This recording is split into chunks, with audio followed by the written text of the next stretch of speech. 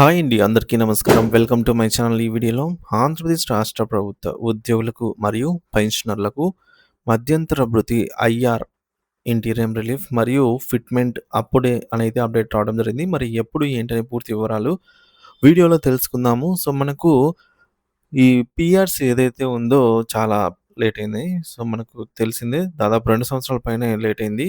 2.5 సంవత్సరాలుగా వస్తుంది. కాబట్టి మరి ఎప్పుడిస్తారు? సో, ఈలోపు ఏమన్నా మధ్యంతర భృతి ఇస్తారా? ఇవ్వరా? కొత్త సంవత్సరం పండుగ సంక్రాంతి పండుగలు ఇవన్నీ ఉన్నాయి కాబట్టి దగ్గరలో. మరి మనకు మధ్యంతర భృతి గురించి అంటే ఐఆర్ గురించి పరిస్థితి ఏంటి ఇప్పుడు? ఉద్యోగ పెన్షనర్స్ ఏమనుకుంటున్నారు? సో, ప్రభుత్వం ఎటువంటి ఆలోచన చేస్తోంది? వీటన్నిటి గురించి గూడా పూర్తి వివరణతో అయితే వీడియో చేయడం జరిగింది ఫ్రెండ్స్. చివరిదాకా అయితే వీడియో చూడండి. అప్పుడే ఇన్ఫర్మేషన్ పూర్తిగా అర్థమవుతుంది. అలాగే వీడియో చూస్తున్న ప్రతి ఒక్కరు వీడియోకి లైక్ చేయండి. ఈ వీడియోని తోటి ఉద్యోగులతో మరియు పెన్షనర్లతో షేర్ చేయండి. కొత్తగా చూస్తున్న వారు ఎవరైనా ఉన్నట్లయితే ఇంకా మన ఛానల్ సబ్స్క్రైబ్ చేసుకోని వారు వెంటనే మన ఛానల్‌ని అయితే సబ్స్క్రైబ్ చేసుకోండి. సో, దీని ద్వారా నేను చేసే లేటెస్ట్ వీడియోస్ అన్నీ మీ వరకు రీచ్ అవుతాయి. ఇక ఆలస్యం చేయకుండా వివరాల్లోకైతే వెళ్ళిపోదాము. ఫ్రెండ్స్, ఈ విషయానికొచ్చినట్లయితే ముందుగా మనందరం గూడా ఒక నారా చంద్రబాబు నాయుడు గారు ఎన్నికలకు ముందు ఇచ్చిన వాగ్దానాలు ఏంటి అనేది ఒక్కసారి మనము రివిజన్ చేసుకుందాం. ఎందుకంటే అది చాలా కీలకం అనమాట ఈ వీడియోలో. సో, గతంలో చాలా సార్లు అది మనం చూసిన వీడియోనే కాకపోతే కొన్ని కీ పాయింట్స్ అయితే అందులో నుంచి మనకు ఇప్పుడు యూజ్ అవుతాయి. కాబట్టి మరొకసారి వీడియో అయితే చూడండి. తర్వాత మనము డీటెయిల్డ్‌గా సో, ఎటువంటి ప్రభుత్వం నుంచి ఎటువంటి ప్రతిపాదనలున్నాయి? సో, ఉద్యోగ పెన్షనర్స్ ఏమనుకుంటున్నారు? ప్రభుత్వం ఏం నిర్ణయం తీసుకోబోతోంది? సో, ఐఆర్ ఇస్తారా? ఇవ్వరా? సో, చంద్రబాబు నాయుడు గారు రీసెంట్‌గా ఈ మేరకు జాయింట్ స్టాఫ్ కౌన్సిల్ సమావేశం తర్వాత గూడా ఆయన ఆహ్, మాట్లాడారనమాట. సో, మనకి ఈ యొక్క దీపావళి పండుగ కానుకగా డీఏ ప్రకటించేటప్పుడు పీఆర్‌సీ నాకు వదిలేయండి. పీఆర్‌సీ అనేది మన స్టేట్ బడ్జెట్ గనక ఒకరవ్వ ఆర్థికంగా బాగుంటే నేను క్షణాల్లో చేసేస్తానని ఎందుకన్నారు అవన్నీ గూడా మనం తెలుసుకుందాము. మీ జీతాలు నెలవారీగా రావడం లేదు. మళ్ళీ దుర్మార్గుడు వస్తే మీకు రివర్స్ పీఆర్సీ వేస్తాడు. జీతాలు పెంచడానికి పీఆర్సీ కాదు, జీతాలు తగ్గించడానికి పీఆర్సీ వేసే దుర్మార్గుడు. నేను వస్తానే మంచి పీఆర్సీ ఇస్తా, ఇంటీరియం రిలీఫ్ ఇస్తా, మీకు రావాల్సిన డబ్బులన్నీ వీళ్ళని తొందరలో ఇప్పిస్తా, పోలీసులకు హామీ ఇస్తున్నా, శని ఆదివారాలు మీకు కూడా సెలవు ఇప్పించే బాధ్యత నాది. హోమ్ గార్డ్స్ జీతాలు పెంచుతా, 6 నెలల్లో ఎంప్లాయీస్ హెల్త్ స్కీమ్ ను కూడా పరిష్కారం చేస్తా, తక్కువ ధరకే ఇంటి జాగాలు ఇప్పించే బాధ్యత నాదని మీ అందరికి హామీ ఇస్తున్నా. సరెండర్ లీవ్ గాని, ఎర్న్ లీవ్ గాని, ప్రావిడెంట్ ఫండ్ గాని అన్ని కూడా ఇచ్చి మిమ్మల్ని ఆదుకునే బాధ్యత తీసుకొస్తా. సో, చూసారు కదా ఫ్రెండ్స్. చంద్రబాబు నాయుడు గారైతే ఎన్నికలకు ముందనమాట ఇది జరిగింది. సో, ఎన్నికల ప్రచారంలో భాగంగా ఈ విధంగా హామీలైతే అక్కడక్కడ ఇవ్వడం జరిగింది. అలాగే పీఆర్‌సీ తర్వాత ఓపీఎస్‌ని కూడా తిరిగి పునరుద్ధరిస్తాను.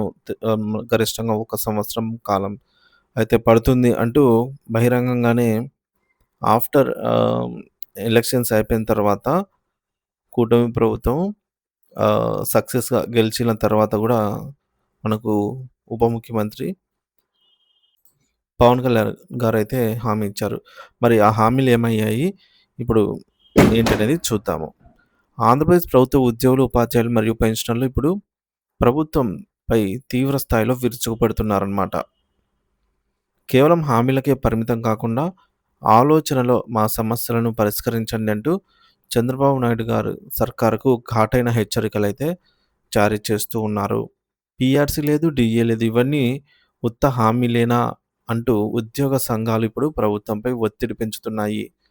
ఒకానొక దశలో విసుగు చెందినటువంటి ఉద్యోగులు అసలు పూర్తి పీఆర్సీ ఇవ్వకపోయినా పర్లేదు, కనీసం మైనస్ పీఆర్సీ అయినా ఇవ్వండి అని ఆర్తనాదాలు చేస్తున్నారంటే పరిస్థితి ఎంత దారుణంగా ఉందో అర్థం చేసుకోవచ్చు.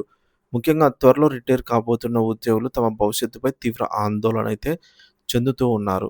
ఎన్నికల సమయంలో అద్భుతమైన ఫిట్మెంట్‌తో పీఆర్సీని అమలు చేస్తామని వాగ్దానం చేసినటువంటి కూటమి ప్రభుత్వం అధికారంలోకి వచ్చి నెలలు గడుస్తూ ఉన్నప్పటికీ పీఆర్సీ కమిటీ నియామకంపై స్పష్టత ఇవ్వకపోవడం శోచనీయం.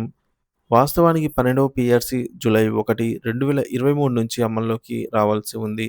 కానీ మనకు 2024 గడిచిపోయింది. 2025 గూడా పూర్తిగా గడిచిపోయిందనమాట. అంటే దాదాపు 2.5 సంవత్సరాలు ది గడిచిపోయినా గూడా దీని ఊసే లేదు. అంటే పీఆర్సీ ఊసే ఎక్కడ గాని లేదు.